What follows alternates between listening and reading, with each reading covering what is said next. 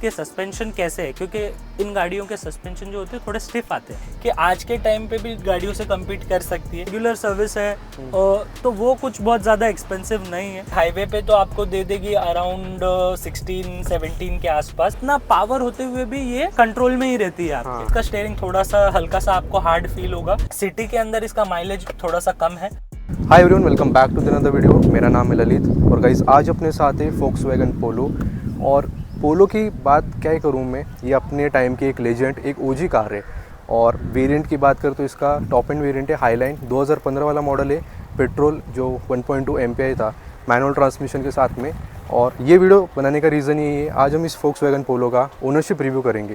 जो इस कार के ओनर है, उन्होंने एज एंड यूज़ कार ली है उन्होंने। तो यूज़ कार लेते समय क्या कुछ दिक्कतें वगैरह आती है, आपको पता ही है। मतलब एक तो कंडीशन वगैरह अच्छी मिलती नहीं है यूज़ कार में, हम जाते मार्केट में तो क्या कुछ रिसर्च वगैरह रहती है, बाद में मेंटेनेंस, सर्विस कॉस्ट, क्या इसके प्रोज एंड कॉन्स से लेने के बाद क्या दिक्कतें आती है, तो सब कुछ ओनर के साथ में बात करेंगे, उनका एक्सपीरियंस लेंगे। सो बिना टाइम वेस्ट के बुलाते इस कार के ओनर को, जानेंगे उनका एक्सपीरियंस। लेकिन उससे पहले अगर आप चैनल पे नहीं हो तो चैनल को सब्सक्राइब कर दो, वीडियो को लाइक कर दो।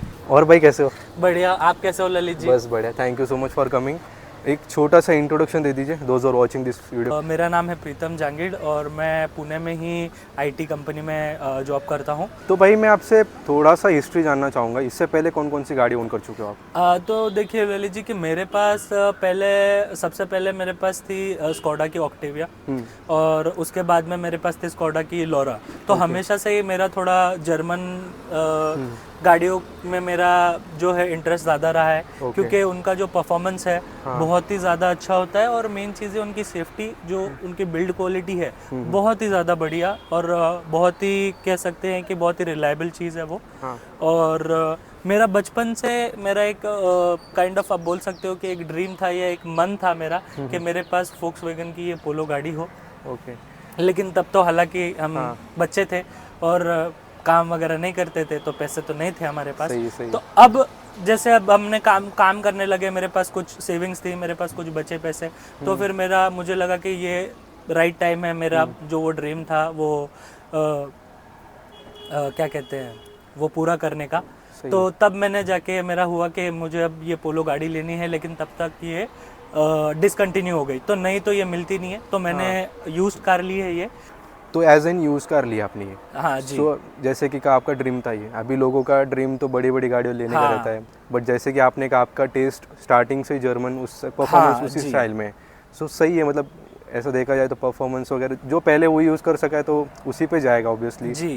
कोई नई गाड़ी तो मतलब कम लोग हैं, ऐसे वापस इसी पे प्रेफर करेंगे वापस। जी, सही बात है। सो मेरे ख्याल से तो पोलो भी बहुत ऑप्शन ही बहुत तगड़ा है, बहुत ये अच्छी कंडीशन में मिलती नहीं वैसे। हाँ, तो मैं यही जानना चाहूँगा, सबसे पहले बताइए जब आपने ली तब कितने किलोमीटर चल चुकी थी गाड़ी? ये जब मैंने गाड़ी ली तो ये करीबन 50,000 किलोमीटर्स चल चुकी थी। तो जब मैंने ली, लेकिन ये गाड़ी की कंडीशन जो थी बहुत ही अच्छी थी। इसका इंजन एकदम क्लीन था, गाड़ी बिल्कुल भी एक्सीडेंटल नहीं थी और एकदम क्या कह सकते हैं कहीं पे कोई स्क्रैचेस नहीं थे, एकदम क्लीन कंडीशन में थी। जो पहले जो इसको ओन करते थे वो भी एक IT कंपनी में ही काम करते थे, तो उन्होंने भी बड़े प्यार से इसको संभाल के रखा था। तो बहुत ही मेरे लिए वो बहुत ही लकी था कि मैं ये गाड़ी ले पाया उस वक्त। सो मैं ये जानना चाहूँगा इसमें आप रिसर्च कैसे किया एज एन यूज कार, कैसे पहुँचे इस गाड़ी तक आपने? कहाँ पे गाड़ी आपने देखी, फिर ये कैसे नोन के थ्रू ली या कोई डीलर के थ्रू वगैरह? ये तो मैंने कोई डीलर के थ्रू ही ली है। लेकिन जो डीलर है उससे मैंने पहले भी एक आध गाड़ी को मेरे फ्रेंड को दिलवाई हुई है। तो डीलर तो अच्छा ही है वो। और मेन चीज़ है कि ये गाड़ी मैंने ली है कैश में ही। लेकिन इसका मेन ये है, जब आप ये गाड़ी लेने जाओगे तो आप मेरे हिसाब से मैंने रिसर्च की, जैसे मेरे पास पहले जर्मन गाड़ियाँ रह चुकी है, तो मुझे पता है कि what are we looking for, कि भाई हमको क्या चाहिए। तो हमको चाहिए परफॉर्मेंस, हमको चाहिए सेफ्टी, हमको चाहिए कि गाड़ी एक्सीडेंटल ना हो, सबसे मेन चीज़। और हमको चाहिए कि गाड़ी का जो सर्विस रिकॉर्ड है वो क्लीन हो। हमको ये 4-5 चीज़ें। और मेन चीज़ है कि सस्पेंशन, कि भाई इसके सस्पेंशन कैसे है, क्योंकि इन गाड़ियों के सस्पेंशन जो होते हैं थोड़े स्टिफ आते हैं। तो सस्पेंशन चेंज किए हुए हैं, अच्छी कंडीशन में है या नहीं है, क्योंकि इसका मेंटेनेंस जो इसके पार्ट कॉस्ट है वो बहुत ज़्यादा महंगी है। अच्छा, सो ऐसे कुछ आपने रिसर्च करके ली जी, और आपने डीलर के थ्रू ली? ये मैंने डीलर के थ्रू ली। तो ऐसा लगा नहीं अभी ये पोलो ले रहे हैं, एक हाँ। तो कोई आपको नॉर्मल Hyundai वगैरह कोई किया लेते तो ठीक है, उसमें ऐसा लगता नहीं झोल वगैरह कुछ होगा, बट आपने ऐसे ये गाड़ी ली है, ऐसा लगा नहीं कि थोड़ा मतलब कुछ फ्रॉड वगैरह ऐसा कुछ? नहीं, क्योंकि उसके मार्केट लिए- में डीलर मार्केट में रहता है वो सब चीज़ें। जी जी, आपकी बात एकदम सही है। हाँ। लेकिन इसके लिए मतलब मेरे पास तो मेरा कह सकते हैं हुकुम का इक्का था। मेरा एक फ्रेंड है जो मैकेनिकल इंजीनियर है और उसका अपना गैरेज है बहुत बड़ा। ओके। तो वो मैं तो कभी कोई गाड़ी परचेस करता हूँ या उस मेरा कुछ होता है, मुझे कोई गाड़ी दिखानी होती है, मेरी गाड़ी सारी गाड़ियाँ वहीं पे सर्विस होती है, तो मुझे कभी अपनी गाड़ी, तो मैंने उसी को गाड़ी दिखाई। पहले मैं जब गाड़ी लेने गया तो मैंने गाड़ी लाई, उसके गैरेज पे पूरी गाड़ी चेक की ओके। और सारी डिटेल्स से चेक की, उसके बाद ही मैंने गाड़ी ली। और मैं लोगों को भी यही रिकमेंड करूंगा कि जब आप कभी भी अगर कोई यूज़ कार ले तो पहले अपने नज़दीकी या अपने कोई भरोसेमंद आपका कोई अगर मैकेनिक या जो गैरेज का आदमी है जो बहुत आप जिस पे ट्रस्ट कर सकते हो, वही किसी बंदे से आप एक बार अपनी गाड़ी दिखाइए, चेक करवाइए, उसके बाद ही अगर वो आपको ग्रीन सिग्नल दे तो ही आप गाड़ी के लिए डन कीजिए। ओके, ये तो सही बात की आपने। एज एन यूज कार कोई भी लेता है, या तो सबसे पहली प्रेफरेंस आप नोन का है तो सबसे पता ही चली जाएगा आपने उसने कैसे यूज़ की हुई गाड़ी। जी हाँ, वो बेस्ट है। फिर यूज़ में अगर डीलर के थ्रू लेते हो तो पूरा इंस्पेक्शन करके सब कुछ चेक करके ले जी। सकते हो। मैं एक्चुअली इनके जो ओनर है उनसे भी मैं मिला हूँ जाके, मतलब उनके मतलब डीलर के थ्रू ही ली, लेकिन ये गाड़ी उनके घर पे ही पार्क थी, जो ओनर है उनके घर पे ही थी गाड़ी। ओके। और उनसे जाके मैं मिला हूँ और उनसे बात की है मैंने, तो उन्होंने मुझे सब बताया है कैसे रखा है क्या रखा है। उन्होंने मुझे एक्चुअली सारे उनके जो सर्विस के बिल्स थे वो भी उन्होंने मुझे टिल डेट सारे बिल्स दिखाए कि कितना कैसे चार्ज किया है गाड़ी में, क्या क्या उन्होंने चेंजेस करवाए हैं, कुछ क्या मतलब क्या क्या अगर कुछ छोटा मोटा जब भी कुछ अगर एक्सपेंस आया है तो वो क्यों आया है, क्या आया, उन्होंने मुझे सारी चीज़ें एकदम क्लियर बताई। तब जाके मैंने फाइनल किया कि हाँ मुझे ये गाड़ी अच्छा, पूरी आपने बहुत डिटेल में चेक की इस गाड़ी यस के यस, बारे में। हाँ। क्योंकि आपको पता है कि जर्मन गाड़ी है, तो जर्मन गाड़ी बहुत शौकीन लोग रखते हैं, तो उसको चलाते भी बहुत ही मतलब मज़े से चलाते हैं ताकि वो उस गाड़ी का पूरा फील ले पाए। यस, नो डाउट ये गाड़ी ऐसे गाड़ी लेने के लिए वो लोग ही सकते, वही लोग जो ऐसे इनको ले जिनको सके। शौक हाँ, हो, शौक हो, जो शौक से ये गाड़ियाँ ले सकते हैं। और मैं तो यही कहूँगा कि जर्मन गाड़ियाँ तो मतलब बेस्ट ही है, मतलब ड्राइव के हिसाब से या ड्राइविंग क्वालिटी के हिसाब से या आप सेफ्टी के हिसाब से ले लो, बहुत ही बढ़िया गाड़ी। और ये तो बीस्ट है, इसको तो एक हम मिनी बीस्ट कह सकते हैं। ओके। वैसे आपको कितने में पड़ी है गाड़ी? ये गाड़ी मुझे पड़ी है 4 लाख में अप्रॉक्स, और उसके बाद में मैंने गाड़ी पे कुछ 30-40 हज़ार रुपये खर्चा किया है टायरों पे। मैंने थोड़े बड़े साइज़ के टायर लगवाए योकोहामा, लेकिन बहुत ही सुंदर, बहुत मुझे थोड़ा सा चाहिए था कि थोड़ा फील इसका प्रीमियम रहे, इसके लिए मैंने लेने के बाद उसी टाइम पे गाड़ी के टायर्स चेंज करवा लिए थे। ओके, 4 लाख में पड़ी। और मतलब ये हाईलैंड मॉडल है इस वजह से 4 लाख में पड़ी, बाकी बेस मॉडल रहता तो उससे भी कम प्राइस में मिल जाती है। उससे भी कम प्राइस में आपको मिल सकती है गाड़ी, लेकिन आपको बस यही ध्यान रखना है कि आप गाड़ी हमेशा चेक करके लें। गाड़ी आपको बहुत कम में भी मिल जाएगी और बहुत एक्सपेंसिव भी मिलेगी कहीं पे, लेकिन आप देख के लीजिए कहीं पे भी गाड़ी लेंगे। ओके, ये 2015 का मॉडल है। ये 2015 का और आपने 2025 में ली? 2025 में लिए। आज से 10 साल पुराना मॉडल है, लेकिन आप कोई भी मुझे देख के बता दीजिए कि ये गाड़ी आपको 10 साल पुरानी लगती है क्या? क्यों नहीं लगती है? रीजन बिल्कुल है नहीं, हाँ। क्योंकि इनके जो ओनर है उन्होंने बहुत ही इसको प्यार से संभाल के रखा है। आज इसका जो कलर है ये कंपनी कलर है, इसको कहीं पे पेंट नहीं किया गया है इस गाड़ी को, लेकिन आज भी वही कलर है इसका। क्यों? क्योंकि उन्होंने बहुत प्यार से रखी है और आज भी इसकी कलर की क्वालिटी दिख के आती है। कोई भी देखेगा तो बोल सकता है कि अरे ये तो लगती नहीं है कि 10 साल पुरानी गाड़ी है। ऊपर से एक चीज़ मुझे अच्छी लगी, पूरी गाड़ी स्टॉक है, कुछ भी छेड़छाड़ नहीं हुई है। छेड़छाड़ कुछ भी मतलब एक्स्ट्रा कुछ भी कस्टमाइज इसमें नहीं किया गया, जैसी थी वैसी की वैसी आज जैसे भी है। कंपनी में नहीं मिलती थी ना, वैसी की वैसी है, पूरी स्टॉक गाड़ी है। ओके, सो अभी ये गाड़ी मैं मेजर क्वेश्चन यही पूछूंगा, ये गाड़ी लेने से लोग डरते हैं, इनका मेंटेनेंस एंड सर्विस कॉस्ट क्या कुछ मेंटेनेंस इसकी? मेंटेनेंस आप देखेंगे तो मतलब लोग थोड़ा सा डरते हैं कि जर्मन गाड़ी है तो मेंटेनेंस ज़्यादा होगा, लेकिन अगर मैं इसका देखूँ तो इसका जो रेगुलर है, जो इसकी रेगुलर सर्विस है, तो वो कुछ बहुत ज़्यादा एक्सपेंसिव नहीं है। आप अगर जाएंगे तो 7 से 8 हज़ार रुपये में, या ज़्यादा से ज़्यादा 9 हज़ार रुपये अगर आपका कोई छोटा मोटा पार्ट अगर चेंज करना पड़ा तो आपका 9,000 तक एक्सपेंस जाएगा। अदरवाइज 8 के अप्रॉक्स आपका पूरा सर्विसिंग इसमें एडजस्ट हो जाता है, कहीं पे कोई प्रॉब्लम नहीं आती है। बाकी आप मेजर है आपकी ड्राइविंग कैसी है, आप कैसे संभाल के रख रहे हैं इसको, उसके ऊपर आपका मेंटेनेंस डिपेंड करता है। यस, वो तो उसी पे डिपेंड करेगा जी। बाकी आपने जैसे कहा 8 के लगी अप्रॉक्स लगी जाती है अप्रोक्स आप 8 पकड़ के चलिए कि आपका 8 और आपको सर्विसिंग, अब नॉर्मल गाड़ियों में अगर आप देखेंगे तो सर्विसिंग 10,000 किलोमीटर्स पे करवानी होती है, लेकिन इन गाड़ियों में बेनिफिट ये है कि आपको जो सर्विस करवानी है वो आपको वो ड्यू होती है 15,000 किलोमीटर्स पे। तो वहाँ पे आपको एक अच्छा ये मिल जाता है, बेनिफिट होता है कि 15,000 किलोमीटर्स पे आपको गाड़ी सर्विस करवानी है, बट आपका कॉस्ट जो है थोड़ा सा 8 या 8,000 के आसपास आपको जाएगा। लेकिन वो आपका बेनिफिट है कि आपको 15,000 पे सर्विस करवानी है। सो जैसे कि 8 के का आपने तो वर्थ इट है आपके हिसाब से? जी मेरे हिसाब से तो बहुत वर्थ इट है। जो मतलब जो यंग जनरेशन है, मतलब अभी ये गाड़ी मतलब मेरे हिसाब से तो जो यंग जनरेशन है उनके लिए बहुत ज़्यादा बढ़िया है। मतलब जो यंग लोग है, जनरेशन इन द सेंस आजकल तो और भी बहुत गाड़ियाँ आ गई है मार्केट में, लेकिन जो यंग लोग हैं उनके लिए ये गाड़ी बहुत अच्छी है, क्योंकि एज अ फर्स्ट कार जैसे मैं बोलना चाहूँगा, अगर कोई लेना चाहिए ये गाड़ी तो बहुत ही ज़्यादा बढ़िया गाड़ी है। वो जो बंदा सीखेगा बहुत अच्छी सीखेगा ड्राइविंग, और उसको पता चलेगा कि एग्जैक्ट पावर क्या होता है कि और पावर को कैसे कंट्रोल किया जा सकता है, कार की पावर को कैसे कंट्रोल करना है, वो आप ये गाड़ी से बहुत अच्छे से सीख सकते हो। और जो आपको ड्राइविंग का जो कहते हैं कि मज़ा लेना होता है वो इन्हीं गाड़ियों में होता है। जैसे कि इतनी पावर मिलती भी है ना, तो उस हिसाब से कंट्रोल भी कर सकती है गाड़ी। बहुत ही मतलब इतना स्टेबिलिटी है ये गाड़ी में कि इतना पावर होते हुए भी ये कंट्रोल में ही रहती है आपके। ऐसा ले मतलब आउट ऑफ कंट्रोल बिल्कुल कभी नहीं, हो ही नहीं सकती ये गाड़ी आउट ऑफ कंट्रोल। अब इसके इंजन की बात करें ना, इसमें 1.2 लीटर का MPI 3 सिलेंडर पेट्रोल इंजन आता है जी। इसमें 74 bhp की पावर एंड 110 न्यूटन मीटर का टॉर्क जनरेट करता है जी, with 5 speed manual transmission. So main लोग लेते हैं इसे परफॉर्मेंस के लिए, तो कैसे परफॉर्मेंस मिल रही है इंजन के थ्रू? परफॉर्मेंस के तो नाम, इसका नाम ही परफॉर्मेंस की वजह से ही हुआ था।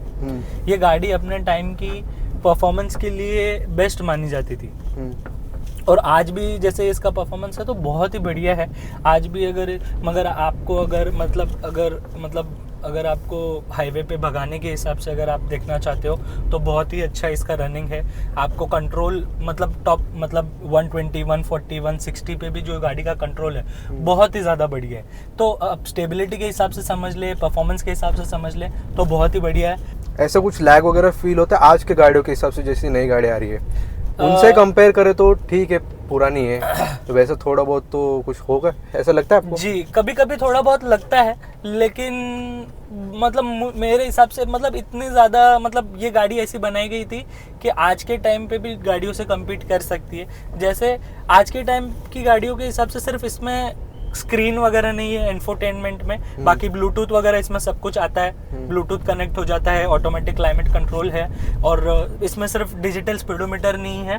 बाकी इसका जो डिज़ाइन और कह सकते हैं जो इंटीरियर का डिज़ाइन है, जो एक्सटीरियर का डिज़ाइन है, वो आज तक की गाड़ियों के हिसाब से बहुत ही ज़्यादा कह सकते हैं बहुत ही ज़्यादा यूनिक है, और बहुत ही ज़्यादा अच्छा है कि आज के टाइम पे भी लोग इसे बहुत पसंद करते हैं इस गाड़ी को। आज भी अगर आप देखेंगे तो यूज्ड कार में ये मतलब लोग मांग कर लेते हैं कि हमको पोलो गाड़ी चाहिए।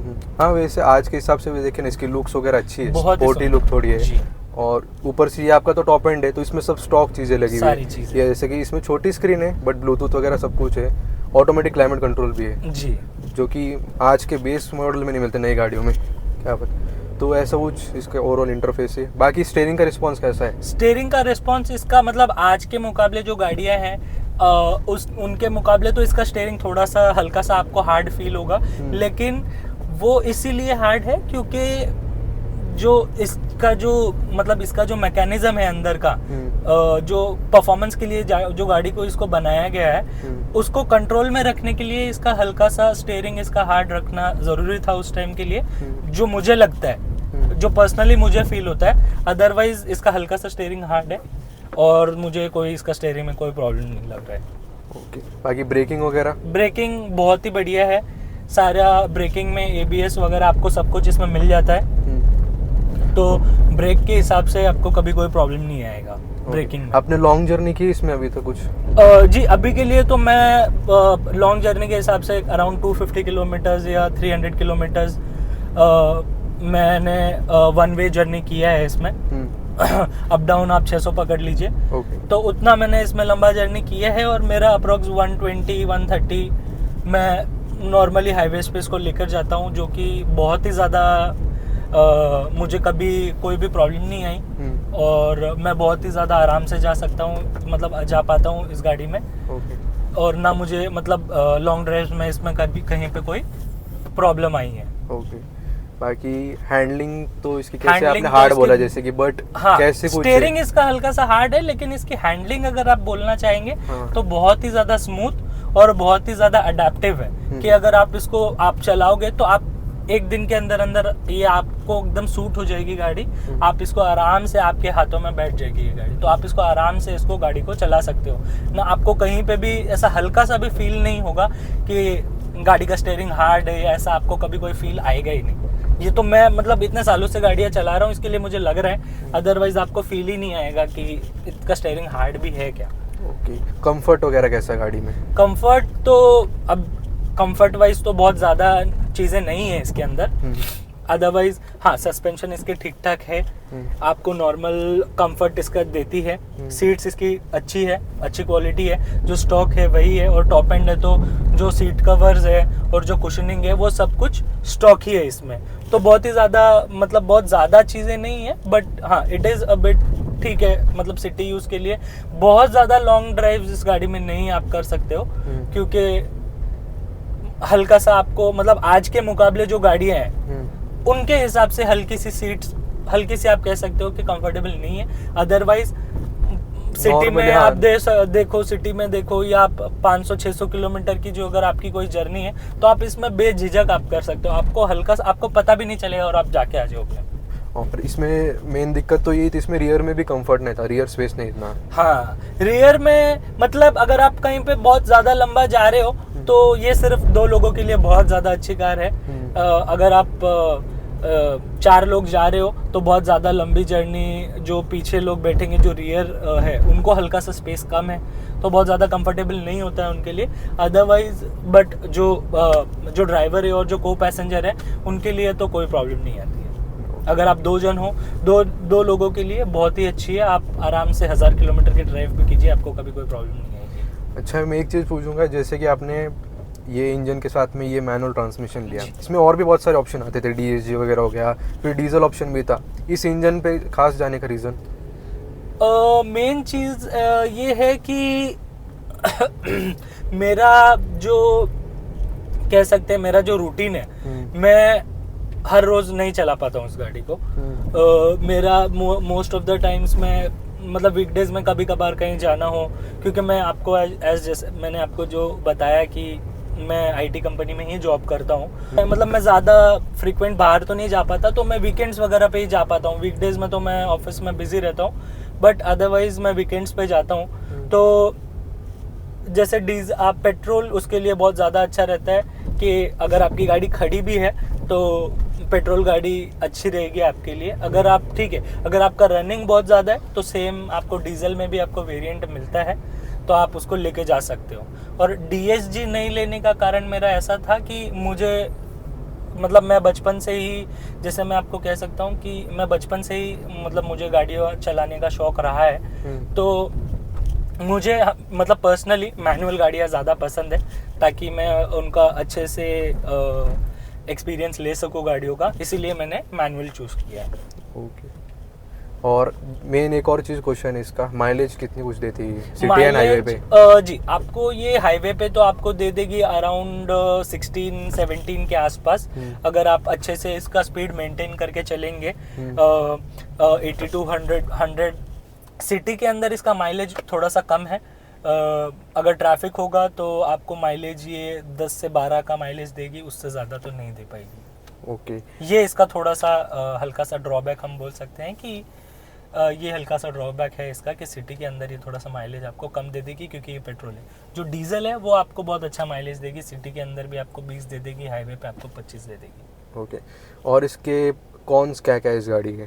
जैसे कि इसमें ठीक है कंफर्ट की तो इसमें जो लेगा वो कंफर्ट तो इसमें जैसे- मेरे को ख्याल से कौन नहीं देगा, परफॉर्मेंस के हिसाब से लेते हैं। परफॉर्मेंस के हिसाब हाँ। से, जी करेक्ट। जो इसको जो ड्राइवर ये लेना चाहता है, जो जिसको ये गाड़ी लेना है, वो कंफर्ट वगैरह, मतलब ड्राइवर के लिए तो सारे कंफर्ट इसमें लगभग अवेलेबल है, ड्राइवर और को पैसेंजर के लिए। नॉर्मली जो चाहिए होते हैं, जो एक रिक्वायर्ड होते हैं, जो मैंडेटरी हम बोल सकते हैं कि ठीक है हाँ, जैसे इसमें जो स्टीयरिंग है वो टिल्ट एडजस्टेबल पूरा है, उसमें सब कुछ आपको मिल जाता है। तो वैसे आपको चाहिए इसकी सीट जो है वो रिक्लाइन और हाइट एडजस्टमेंट सब कुछ हो जाती है, तो उसमें कहीं पे आपको कोई प्रॉब्लम नहीं आएगा दोनों पैसेंजर और को पैसेंजर के लिए। अदरवाइज पीछे वालों के लिए जो रियर स्पेस है उनके लिए बहुत ज़्यादा ये नहीं है, मैं कहूँगा कि बहुत ज़्यादा कंफर्टेबल नहीं होगा। लेकिन जो लेना है, जिसको परफॉर्मेंस पसंद है इस गाड़ी की, वो सब ध्यान में नहीं रखेगा। ओके, आज भी सारी चीज़ें चल रही है इसके अंदर, बटन्स वगैरह? जी, सब कुछ इसके सारी चीज़ें सब कुछ वर्किंग है। आप इन ये बटन्स ले लीजिए, या इंफोटेनमेंट ले लीजिए, या आप इसका एसी ले लीजिए, आप हेडलाइट्स ले लीजिए, इनका जो रियर व्यू मिरर का जो मैकेनिज्म है ये है, सारी चीज़ें एकदम सारी वर्किंग है। ओके, टॉप स्पीड कितनी ली अभी तक आपने? मैं इस गाड़ी को अभी तक ज़्यादा तो नहीं, 140-150 तक ले गया हूँ, उससे ज़्यादा तो मैं नहीं ले जा पाया हूँ, मुझे वक्त ही नहीं मिला है। मैंने भी अभी 5-6 महीने 6-7 महीने ही हुए हैं ये गाड़ी ली है। लेकिन हाँ, जब भी मुझे मौका मिलता है मैं बस गाड़ी में बैठ के निकल तो उस समय स्टेबिलिटी वगैरह कैसी है गाड़ी की? बहुत ही ज़्यादा बढ़िया, बहुत ही ज़्यादा सुंदर, मैं कहूँगा कि बहुत ही ज़्यादा रिलायबल हूँ मैं इस गाड़ी के स्टेबिलिटी के लिए। मुझे इस पे इतना भरोसा हो गया है इस गाड़ी पे कि मैं इसको बस गाड़ी में बैठ के चाबी लगा के निकल जाता हूँ स्टार्ट करके। मुझे कोई चीज़ की बहुत ज़्यादा सोचने की ज़रूरत नहीं पड़ती, क्योंकि सेफ्टी आपको पता है, क्वालिटी बहुत अच्छी है,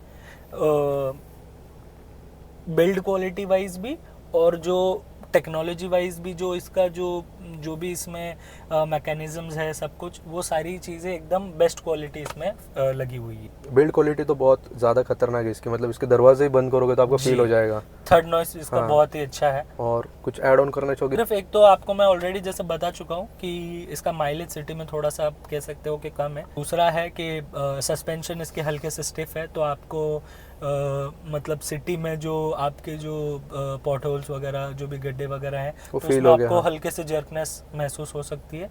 अदरवाइज सस्पेंशन इसके है अच्छे, बस स्टिफ है, क्योंकि इस गाड़ी को बनाया गया था परफॉर्मेंस को ध्यान में रखते हुए, ना कि बहुत ज़्यादा कंफर्ट में। अभी जैसे कि आप वापस इसको रीसेल वगैरह करोगे तो क्या लगता है उतनी वैल्यू मिलेगी आपको इस गाड़ी की? देखिए, जैसे मैं तो आपको सच बताऊंगा कि मैंने तो ये गाड़ी शौक से लिए, तो मैं रीसेल तो मैं इसको नहीं करूंगा। लेकिन हाँ, अगर मैं ऐसे सोचूं कि हाँ मुझे रीसेल करना है, तो अगर मैं इसको कभी रीसेल करने जाऊंगा तो मुझे ऐसा लगता है कि मैं अगर मतलब जैसे मैं इसको संभाल के, जैसे मैं तो इसको बहुत संभाल के रखता हूँ, तो मुझे इसकी अच्छी खासी वैल्यू मिल जाएगी आराम से। जैसे मैंने 4 में लिए, तो मुझे लगता है मैं 3 से 3.5 के आसपास में इसको जब भी बेचूंगा तो मुझे 3 से 3.5 के आसपास मिल जाएगा, क्योंकि मुझे खुद पे इतना भरोसा है कि गाड़ी को उतना मैं संभाल के रख पाऊंगा। तो फाइनल एंड कर दे, कंक्लूजन जो लेना चाहता है सेकंड हैंड में, मतलब कंसिडर कर सकता है पोलो? जी, मैं तो आपको बोलूँगा कि सबसे मेन चीज़, जो भी यंगस्टर्स है या जो भी इंसान अपनी फर्स्ट कार लेना चाहता है, मतलब जो नॉर्मली लोग लेते हैं कि फर्स्ट कार ले रहे हैं, तो मतलब लोगों का ऐसा है कि आपको यूज्ड कार लेनी चाहिए। तो अगर आप यूज्ड कार भी लेना चाहते हो, अगर आपको फर्स्ट कार आपको लेनी और आप यंग हो, तो आपके लिए बहुत ही बढ़िया ये गाड़ी है। आप सीख सकते हो, और आपको जो ड्राइविंग का जो फील है वो इसी गाड़ी में आपको मिलेगा। ओके, ये उसी के लिए बनी थी गाड़ी। तो थैंक यू सो मच भाई जी, आपका प्रीशियस टाइम देने के लिए। ज़रूर, बहुत अच्छा लगा आपसे मिलके। तो गाइस यही कुछ थी पोलो अपनी, बाकी जो इसके main myths service and maintenance से रिलेटेड थे, तो बात कर ही ली भाई ने, बता ही दिया अपना। तो गाइस यही कुछ था इसका वीडियो। अगर आपको अच्छा लगा तो चैनल को सब्सक्राइब कर देना, वीडियो को लाइक कर देना। Thank you so much for watching.